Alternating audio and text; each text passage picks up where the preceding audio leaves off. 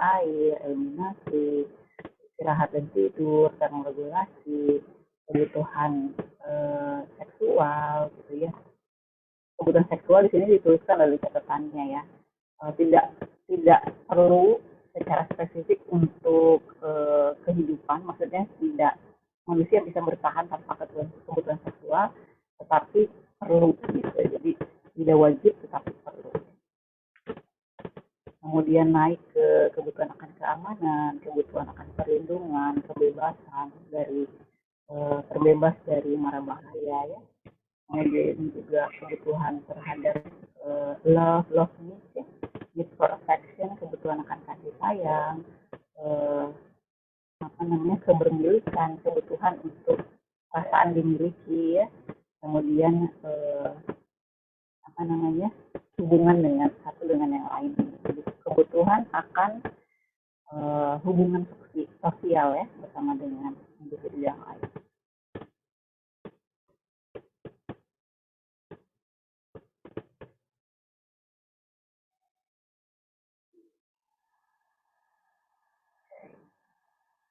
Lalu kemudian kita masuk kembali ke kebutuhan akan kepercayaan diri ya, kebutuhan untuk diakui oleh orang lain ya,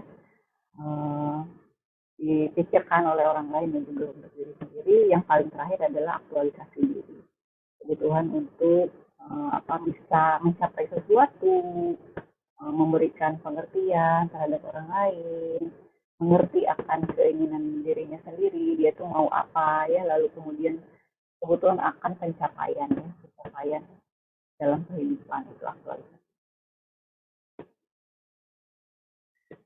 Ya, jadi berawal dari kebutuhan fisik, lalu kemudian naik menjadi kebutuhan estetik atau keindahan yang berkaitan dengan kepuasan diri. Jadi tadi sudah disebutkan ya kebutuhan dasar fisiologisnya: oksigen, air, cairan, makanan, nutrisi, eliminasi dari sisa metabolisme tubuh, tidur dan istirahat, produktivitas dan olahraga, pemuasan seksual, kemudian regulasi suhu tubuh.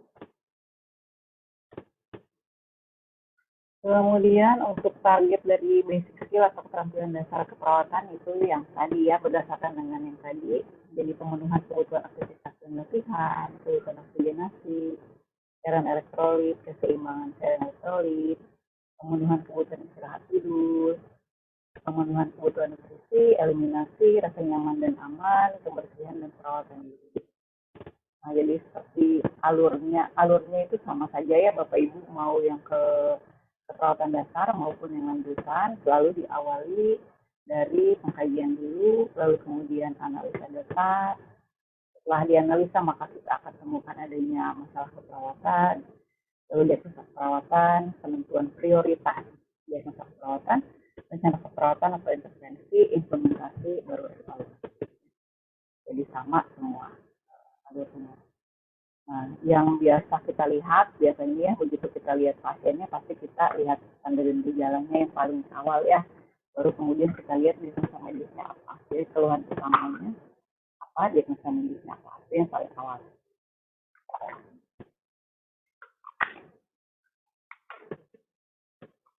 Nah, untuk pengkajian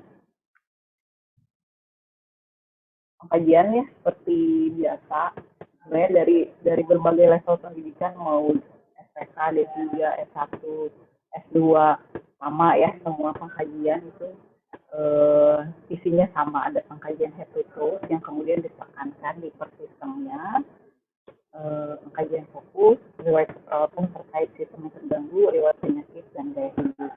Jadi kunci dari membuat asuhan keperawatan adalah pengkajian yang lengkap. Jadi Bapak Ibu kalau yang sudah biasa di pelayanan sudah tahu ya bahwa semua asuhan keperawatan itu adalah suatu proses yang berkelanjutan. Jadi dari pertama kita datang, kita lihat pasien, kita kaji, kita lihat dari, kalau yang sudah biasa dari awal udah tahu ya, begitu datang, wah ini pasti diagnosanya ini, gitu ya. Jadi pendung pasien dalam asuhan keperawatan sebetulnya adalah catatan ya dari keperawatan, catatan dari hasil pemikiran kita. Jadi ketika kita melakukan intervensi, sebetulnya ada proses pemikiran di belakangnya, ya kan? Ketika kita lihat pasien datang dengan sesak, otomatis kita akan ambil oksigen, ya kan? Kalau udah di pelayanan biasanya kan nggak banyak lagi babu-babu ya, udah begitu ada pasien datang sesak langsung dikaji ya tensi apa segala macam, langsung ada satu lagi teman yang bawa oksigen, jadi sudah langsung otomatis ya. Nah seperti itu. Nah dari semua intervensi yang otomatis sudah kita lakukan itu sebetulnya ada dasar pemikiran di belakangnya yang tidak kita sadari.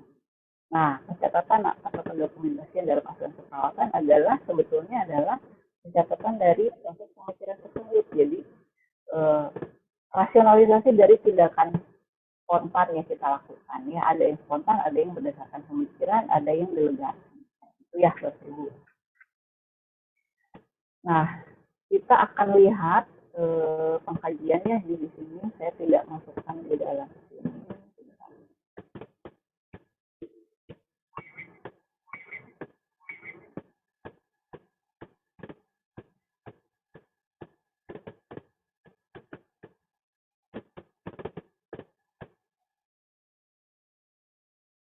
Ya, pengkajian. Ini format acuan pendidikan, format acuan pengkajian yang kita gunakan ini. Ya. Mungkin Bapak Ibu juga sudah punya dari pertemuan-pertemuan sebelumnya. Sudah terlihat? Sudah, Bu. Oke, jadi dari pengkajian, seperti biasanya diawali dari biodata, mengingat preferensi klien dengan sampai ada nama yang tertera di situ ya, kalau untuk dokumen aset untuk penugasan. Kemudian riwayat kesehatan klien ya, keluhan dikaji dengan menggunakan PCIS identity. Jangan lupa ya Bapak Ibu, keluhan itu harus detail, jadi harus tahu. Bukan hanya keluhan nyeri, ya, oke nyerinya di sebelah mana, kualitas nyerinya bagaimana, skala nyerinya seperti apa ya, bagaimana jenis nyerinya, apakah intermittent ataukah continue gitu ya, hilang timbul atau selalu ada, ataukah nyerinya timbul ketika kakinya ditekuk saja atau hanya ketika melakukan pergerakan di suatu daerah saja dan lain sebagainya, dan kapan nyerinya itu timbul. Jadi harus lengkap ya untuk keluhan utama, karena keluhan utama ini yang akan mendasari fokus pengkajian yang berikutnya ya. Kalau misalnya memang keluhannya di area dada, maka kita fokuskan pada area toraks, dada ya, kardio, pulmo gitu ya. Jadi keluhannya itu keluhannya itu ditanyakan sedetail mungkin, karena kita kemudian akan melanjutkan dengan proses kajian ya. Riwayat kesehatan sekarang ya, timbulnya gejala sebelum masuk rumah sakit, apakah sudah ada penanganan di rumah, lalu kemudian apakah dan kemudian dilanjutkan di rumah sakit ya riwayat kesehatannya.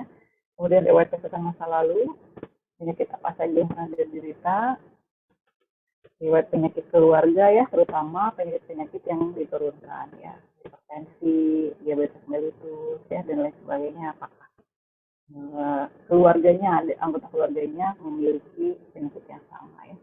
Kemudian genogram dibuat 3 generasi, kemudian ditandai terutama untuk yang memiliki penyakit yang sama dan diturunkan ya, dan termasuk yang sudah meninggal akibat penyakit itu. Artinya kita akan memiliki concern yang lebih ya kalau di keluarganya memang ada penyakit yang sama. Kemudian pola aktivitas sehari-hari sama saja ya, silahkan diisi. Lalu kemudian pemeriksaan fisik, ada umum dulu secara kualitatif, lalu secara kuantitatif dengan detail. Saya nggak akan terlalu detail, saya yakin Bapak Ibu pasti sudah tahu ya. Lalu tanda-tanda vital saat pengkajian ya. Jadi, tapi nanti ada catatan untuk tanda vital sebelumnya, terutama kalau memang diperlukannya bisa dicatatkan di keluhan utama ya. Lalu kemudian data fisik head to toe. Kemudian difokuskan di sistem yang memang ada gangguan dengan secara lengkap ya, dengan inspeksi, palpasi, auskultasi. Kalau saya secara pribadi, head to toe itu merupakan data support ya dari pengkajian sistem. Jadi kalau misalnya pasiennya sudah punya keluhan di satu sistem tertentu ya, misalnya sistem eliminasi. Dia punya riwayat gagal ginjal kronis, datang dengan sesak. Jadi kita udah tahu kan sistem mana aja yang mau kita fokuskan. Kita akan lihat pulmonya, apakah ada cairan ekstra di situ, maka kita harus lakukan secara lengkap deteksi, palpasi, okultasi, perfusi ya. Lalu kemudian di area yang lain apakah ada nyeri dan sebagainya di area abdomen.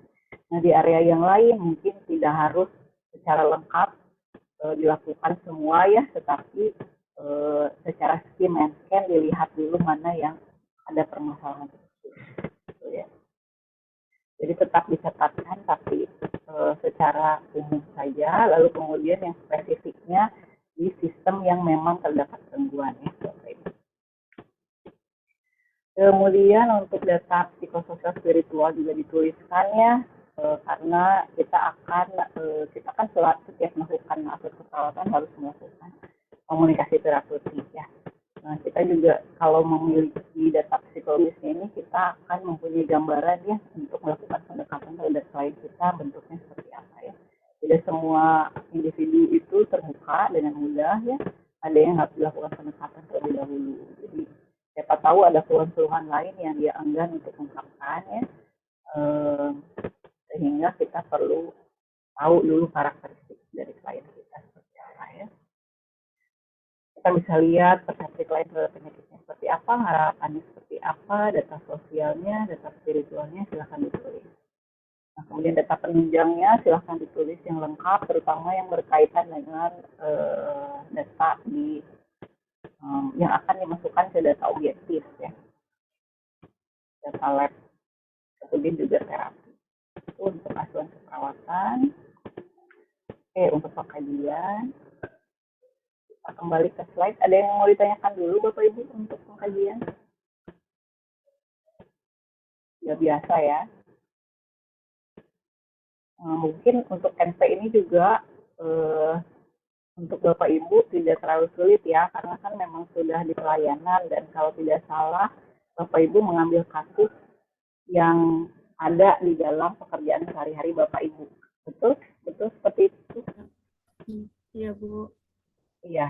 Oke, sehingga lebih mudah ya. Akses terhadap informasi terhadap data klien juga pasti mudah untuk didapatkannya, jadi bisa lebih maksimal ya. Nah, walaupun udah sering ya biasanya karena mungkin membuatnya terburu-buru atau seperti apa ya, tidak dipikirkan dengan baik, tidak dipikirkan dengan sesuai dengan latar belakang penyakit. Kadang-kadang DSDO pada analisa data Bapak Ibu itu kurang lengkap ya. Jadi pada analisa data apa yang Bapak Ibu tulis di sini, apa yang menjadi data fokus masalah keperawatan, semua harus ada di kolom data DSDO. Jadi DO itu harusnya panjang, banyak gitu isinya ya.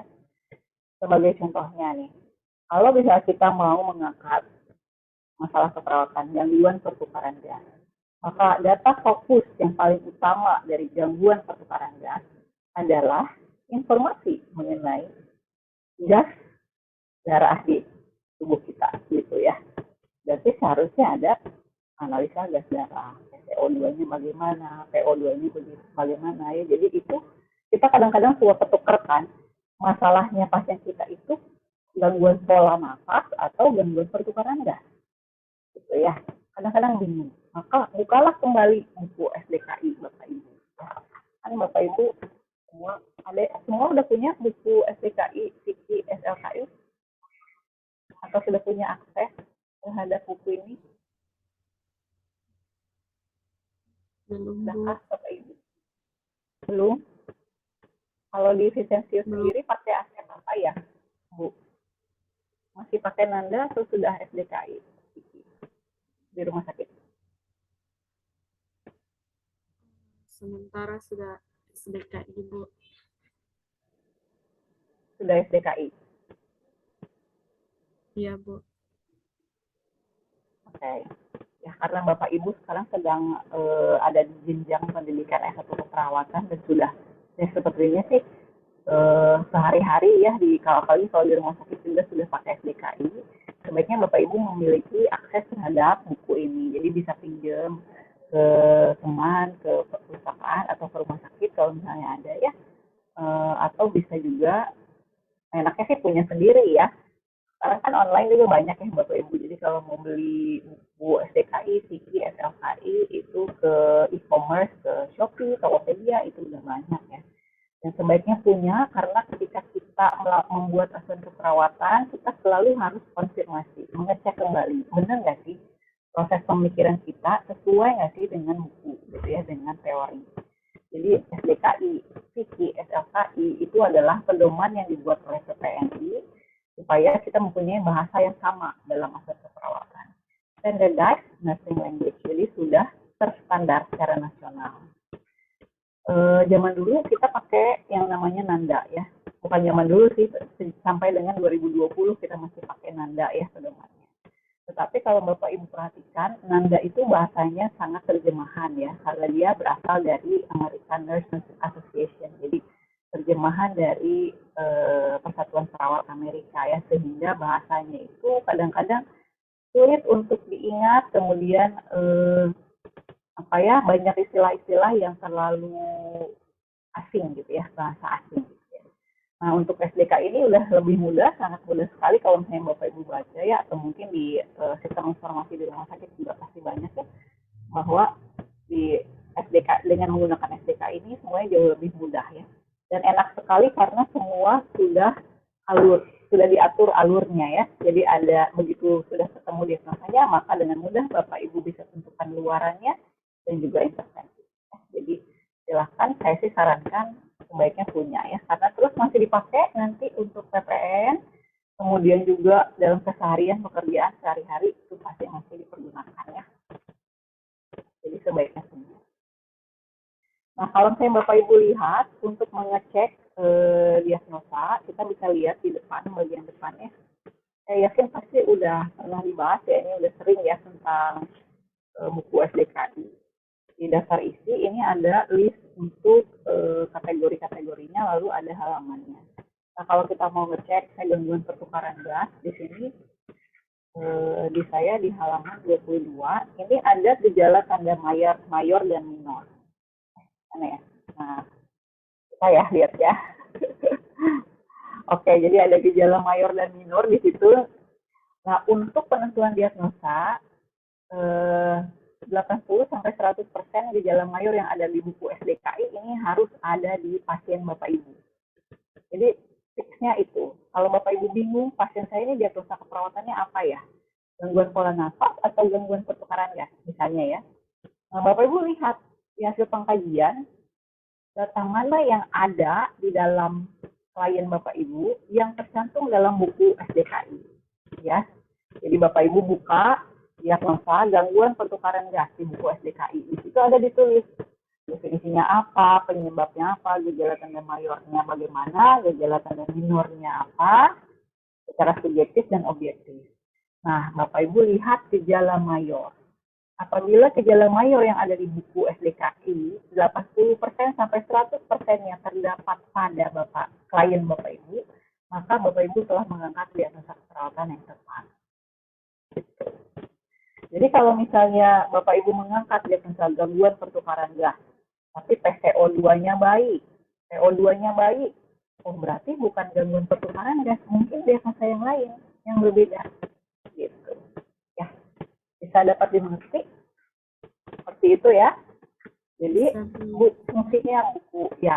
fungsinya buku SDK ini Bapak Ibu meng-cross check hasil pemikiran Bapak Ibu ya. Bukan ya memang sih karena ini pedoman, jadi banyak mahasiswa yang persis plok gitu ya, mengcopy dari sini lalu mencatatkan kembali di asuhan keperawatannya. Padahal belum berarti sama gitu. Jadi ketika dilihat di pengkajiannya kok nggak ada, tetapi di DO-nya ada. Oh dia mencatat langsung dari SDKI, padahal di pengkajiannya nggak ada, tidak terjadi pada pasiennya gitu. Nah itu tidak boleh ya. Mungkin disangkanya dosennya nggak ngecek lagi pengkajiannya gitu ya. Jadi nanti jangan sampai seperti itu ya. Jadi karena tadi saya bilang proses keperawatan adalah suatu proses yang berkelanjutan, maka di dalam pengkajian harus ada ya. Kajian lalu analisa data. Nah, ini untuk penentuan diagnosa. Untuk diagnosis aktual ada 3 item yang harus ada ya. Yang satu adalah masalah, yang kedua adalah penyebab, yang ketiga adalah tanda gejala. Jadi untuk penulisan diagnosa keperawatan aktual harus ada problem, etiologi, kemudian simptom ya. Jadi kalau dicontohkan seperti ini, diagnosa keperawatan 1, gangguan pertukaran gas berhubungan dengan perubahan membran alveolus kapiler dibuktikan dengan bla bla bla ya. Jadi harus ada problem, etiologi, dan simptom dicatatkan ya. Nah itu untuk perumusan diagnosa keperawatan ya. Kemudian untuk keperawatan yang aktual ya. Kemudian yang risiko, penulisannya 2 bagian, ada masalah dibuktikan dengan faktor risiko. Begitu pula dengan diagnosa promosi kesehatan, masalah dibuktikan dengan tanda dan gejala ya. Nah ini tadi sudah dibahas sedikit ya, acuan apa yang dipergunakan oleh Bapak Ibu ya, apakah buku dari PPNI, SDKI, SLKI, SIKI, ataukah buku Nanda ya. Saya punya semuanya, dan saya udah, bahkan dari zaman dulu saya D3 tahun 2000 itu pakainya masih Dungus. Mungkin Bapak Ibu yang mengalami Marilyn Dungus itu bukunya tebal banget ya. Nah Marilyn Dungus ini sebenarnya bahasanya mirip sekali dengan SDKI. Jadi saya senang sekali waktu PPNI bikin SDKI, SLKI, SIKI karena bahasanya itu udah enak banget. Jadi kayak bahasa Dungus zaman dulu ya. Lebih dideskriptifkan gitu setiap asuhannya. Nah, kalau misalnya Bapak Ibu ada yang masih bingung ya bagaimana cara menggunakan bukunya karena dia itu seperti satu rangkaian gitu ya, SDKI, SLKI, SIKI.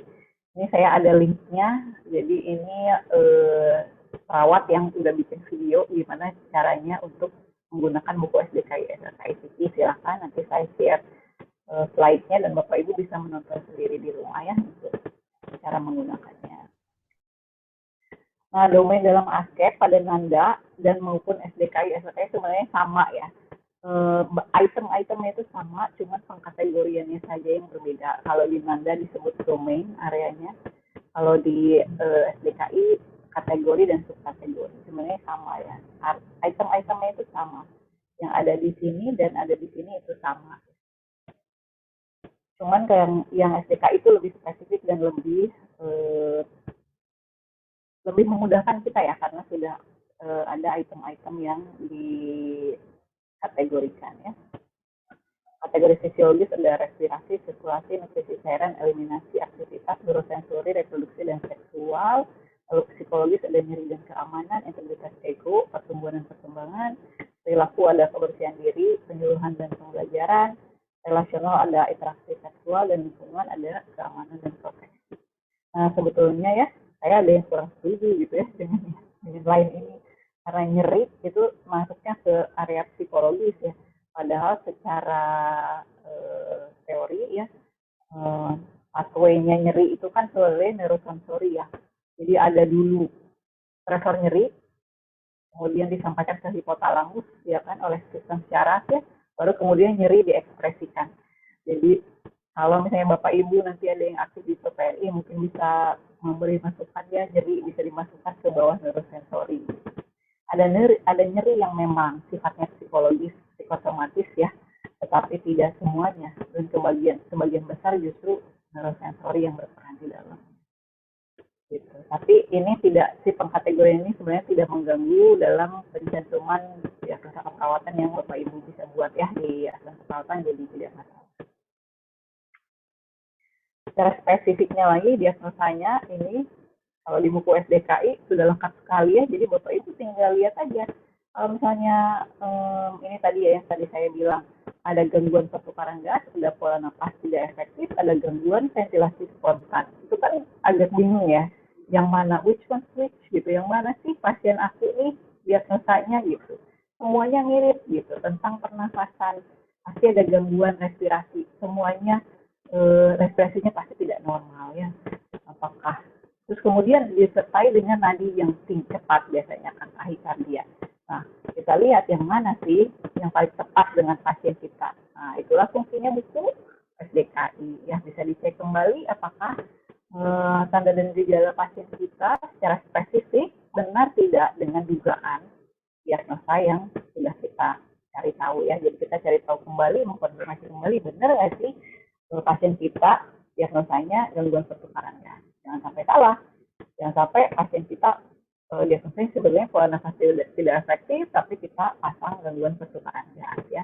Padahal pasiennya nggak ada indikasi dicek gas darahnya misalnya, sehingga tidak ada di situ di hasil labnya, hasil analisa gas darahnya gitu ya.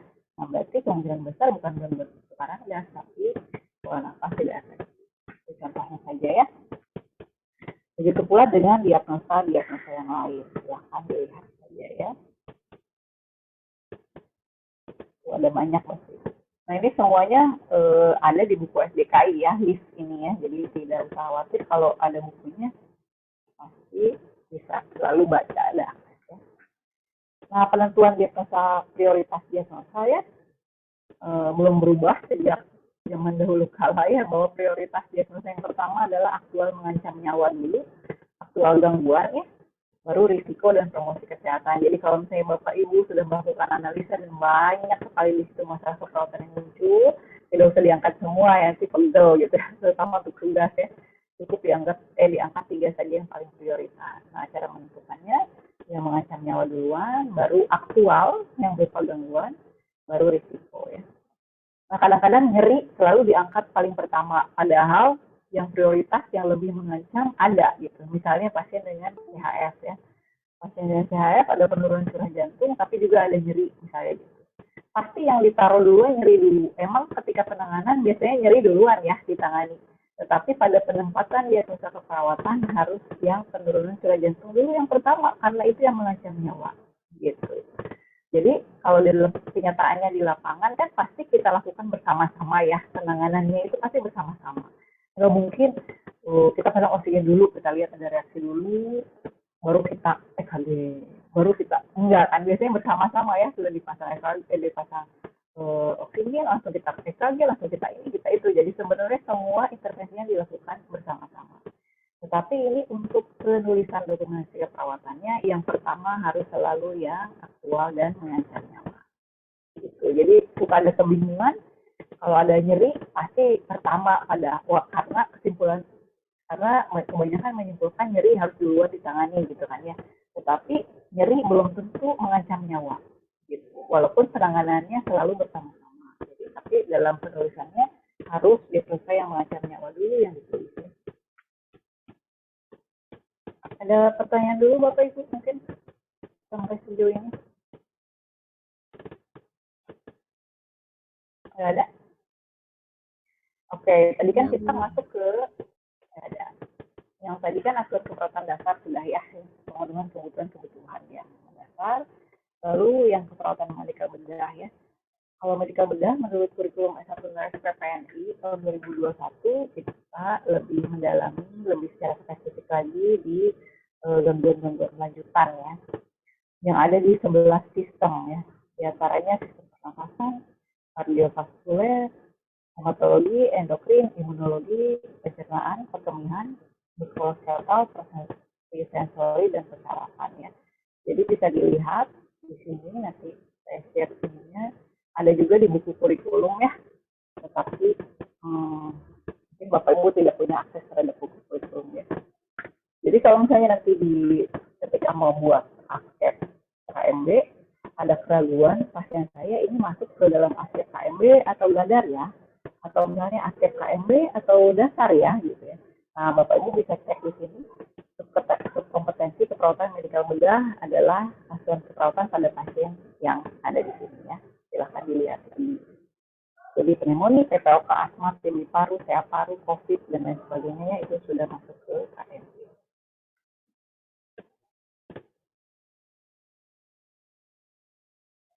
Oke, lalu masuk ke review tentang rencana keperawatan ya. Nggak ada yang baru dari rencana keperawatan, semuanya sama, tetapi tetap ada rasional. Nah, yang membedakan sekolah D3 dengan S1 adalah di rasionalnya. Ketika ketika Bapak Ibu sekolah D3 dulu, mungkin yang paling penting adalah skill ya, keterampilan. Tetapi ketika sudah S1, rasional di balik skill itulah yang penting. Artinya Bapak Ibu sudah ada pemikiran yang jauh lebih luas lagi, jauh lebih teoritis lagi mengenai apa yang Bapak Ibu lakukan dalam keseharian. Jadi kalau misalnya Bapak Ibu dalam pelayanan, kadang-kadang kan kita udah nggak mikir lagi ya, rutin gitu, pekerjaannya rutin, sangat rutin. Datang, operan, lalu observasi, tensi, segala macam, dokter nyuruh apa ya, oh nyuntik, oke, sakit apa, oh ketika ditidin setengah jam sebelum makan, oke, langsung disuntik, udah nggak mikir apa-apa lagi gitu ya. Nah, sekarang karena sedang lagi belajar lagi, coba dibiasakan lagi ketika melakukan intervensi, kenapa sih saya melakukan intervensi ini gitu ya. Dilihat lagi pasiennya. Kenapa ya pasien ini kok masih aja dapat ranitidin setengah jam AC, perasaan pasiennya udah nggak ngeluh nyeri lambung lagi. Makanya habis. Kayaknya perlu deh saya bilang sama dokternya, dok apa masih perlu nih ranitidin kayak gitu ya. Nah, proses rasionalisasi inilah yang harus kemudian dibiasakan untuk dilakukan oleh Bapak Ibu, ya, terutama di jenjang yang sudah lebih tinggi. Jadi rasional harus selalu dicatatkan ya setelah intervensi. Jangan lupa tujuan harus smart, harus spesifik, measurable, achievable, rasional, dan ada time-nya. Jadi ketika menentukan tujuan, tidak perlu menentukan tujuan yang terlalu ideal, tetapi tidak bisa dicapai gitu ya. Jadi kadang-kadang kita menentukan ini langsung kondisi ideal, misalnya tujuan pertukaran gas. Oke, kalau gitu pertukaran gasnya harus sempurna, harus ideal, langsung bagus gitu ya.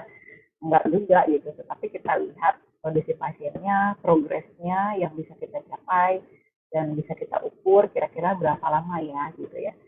Kalau misalnya untuk pertukaran gas, kayaknya akan rasional kalau kita lihat setelah 24 jam gitu, karena kan oksigen mungkin kalau gangguannya belum diatasi ya, belum dapat antibiotik, belum apa, mungkin penyerapan oksigen dan pertukaran gasnya juga belum bisa ya, belum bisa dengan baik karena alveolusnya masih ada peradangan di situ, ada perlukaan akibat ada invasi bakteri gitu ya. Jadi kita tunggu dulu sampai antibiotiknya ada yang bekerja, kemudian baru kita masih tetap berikan oksigen dan lain sebagainya, berikan fisioterapi dada. Nah, kita baru bisa lihat 1 kali 24 jam seperti apa perubahannya. Nah, jadi spesifik artinya intervensinya harus spesifik, apa saja measurable harus diukur, artinya kriteria harus kita catat di sini. Yang mau kita ukur apa sih gitu. Kita kriteria ini adalah item evaluasi kita. Jadi nanti setelah 1 kali 24 jam, apakah benar RR-nya sudah segini? Apakah masih sianosis atau tidak? Kalau nafasnya bagus nggak sih? Gitu. Itu yang item ini yang akan kita lihat setelah 1 kali 24 jam. Ya. Tetapi jangan lupa bahwa ini sudah tadi ya, spesifik, measurable, attainable atau achievable ya, realistic dan time, harus ada waktunya. Nah, untuk implementasi harus selalu ada respon dan hasil klien. Jadi untuk evaluasi pada asuhan keperawatan ada 2 ya. Yang satu adalah immediate response evaluation. Jadi evaluasi langsung ya. Ketika kita lakukan intervensi langsung kita lihat respon pasiennya. Oh, langsung terasa enak kayaknya bapaknya nih gitu ya. Sesak dikasih oksigen, bapaknya langsung baru 5 menit kok udah langsung memejamkan mata, kayaknya bisa istirahat gitu ya. Nah, itu adalah namanya immediate response. Tetapi kemudian kita juga ada yang namanya catatan perkembangan ya. Nah, catatan perkembangan inilah yang dimana kita melakukan evaluasi sesuai dengan target waktu yang kita sudah tentukan di dalam rencana intervensi ya. Jadi yang tadi rencana intervensinya 1 kali 24 jam. Ini maka kemudian dievaluasi, dicatat perkembangan, kita lakukan di sini hari dan tanggalnya adalah 24 jam kemudian. Jadi ada immediate response evaluation, ada yang memang catatan perkembangan sesuai dengan tujuan. Isi dari swabnya sendiri juga berdasarkan tujuan yang sudah kita tetapkan ya. Jadi saya tadi masih sianosis enggak, secara objektif respirasinya berapa. Objektifnya kalian masih mengeluh sesak enggak, objektifnya bagaimana ya. Kalau memang gangguan pertukaran gas, berarti secara objektif mungkin harusnya juga sudah ada hasil dari PCO2 dan O2 yang terbaru gitu ya. Kan biasanya apalagi kalau pasien-pasiennya ada di ruang intermediate itu pemeriksaannya intensif gitu ya. Jadi keesokan harinya bisa kembali dan lain sebagainya. Kemudian achievementnya bagaimana, intervensinya teratasi atau tidak gitu di sini. Apabila tidak teratasi, maka kita harus lanjutkan yang mana? Reintervention, intervensi yang mana gitu? Intervensi nomor berapa? Intervensinya kan banyak. Intervensi 1, memberikan oksigen, 2, fisioterapi dada, 3, delegasi kolaborasi dengan dokter untuk apa misalnya ya, dan lain sebagainya gitu. Jadi intervensi mana yang mau dilanjutkan? Reintervensi nomor berapa? Ya, atau enggak, apakah ada modifikasi intervensi nomor berapa ya? Gitu deh. Ya, begitu evaluasi. Sudah selesai. Nah, ini sumber bukunya ya. Oke, begitu untuk reflection keperawatan. Ada yang mau ditanyakan, Bapak Ibu? Atau ada yang mau dikonfirmasi kembali? Ada kesulitan apa selama ini dalam membuat asuransi keperawatan mungkin? Ada kesulitan? Kalau Bapak Ibu udah biasa di lapangan kayaknya sambil tutup mata juga udah selesai ya, Askep ya. Ya, jadi saya sih menyarankan Bapak Ibu membiasakan untuk bekerjanya jangan rutin lagi gitu. Sekarang kan udah lagi sekolah nih, jadi apa yang didapatkan di institusi, di institusi, coba diterapkan. Misalnya oh ya ini kan latar belakang dari pemikiran kita dalam memberikan oksigen adalah kita mau memperbaiki pola nafasnya, jadi apa dan lain sebagainya. Jadi teori behind the intervention, jadi latar belakang pemikirannya lebih dibiasakan lagi untuk dilakukan. Kalau dari dulu kan kita selalu dibilang bahwa kita adalah pembantu dokter ya, dan itu nggak salah, memang kita membantu pekerjaan dokter, kita assist, kita mengasisten, membantu, dan masing-masing itu punya posisinya sendiri, dan itu adalah baik gitu. Tetapi sekarang karena kita sudah mau naik ke level yang berikutnya, maka kita jangan lagi mau jadi pembantu dokter ya, tetapi mau jadi pendamping. Jadi bersama-sama kita bekerja ya, kita punya pemikiran kita sendiri dengan latar belakang rasionalisasi kita sendiri. Dokter juga punya, dan seharusnya mirip, seharusnya sama ya, karena kan kita belajar teori yang sama, knowledge yang sama, tapi kita lebih belajar untuk di dalam porsi kita ya, karena kita yang mendampingi pasien 8 jam ya dalam satu shiftnya, artinya kita yang selalu ada di situ ya. Kalau di manual kan satu perawat pegang 3 pasien ya, artinya kita tahu persis pasien kita seperti apa dari awal shift hingga akhir ya, sehingga sebetulnya setiap perkembangan yang terjadi kita yang paling tahu gitu ya. Demikian Bapak Ibu, mungkin ada yang mau ditanyakan dulu? Ada? Saya langsung share PowerPoint di sini aja ya, supaya Mbak Vice nggak usah share lagi ke yang lain. Dipanggilnya benar Vice, Mbak Vice. Ya, Vice Bu. Ya. Nah.